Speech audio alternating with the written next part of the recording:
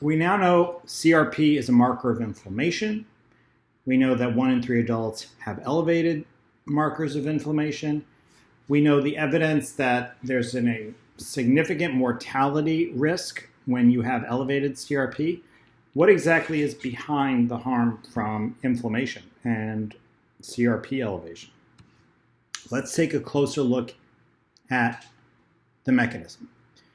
High CRP levels, as we've already said, can be an indicator of persistent low-grade inflammation in the body. Inflammation can lead to endothelial dysfunction. The endothelium is the lining of the arteries.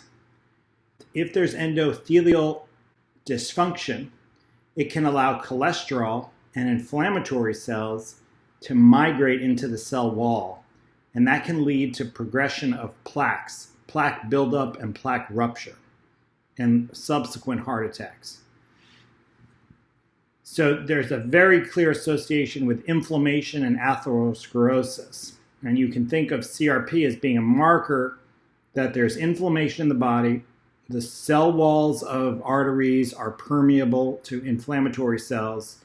Those inflammatory cells can migrate into the wall of the arteries along with plaques, create clots. There's also a lot of evidence supporting the role of inflammation and elevated CRP for onset and progression of cancers. Multiple cancers are involved. Inflammation is thought to be involved with DNA damage. Many cancers begin with damage to DNA that's not adequately repaired.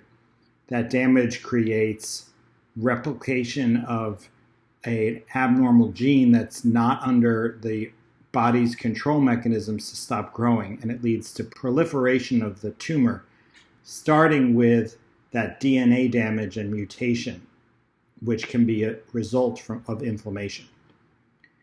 And finally, inflammation is so pervasive in the different pathways in which we age that it's been nicknamed inflammaging.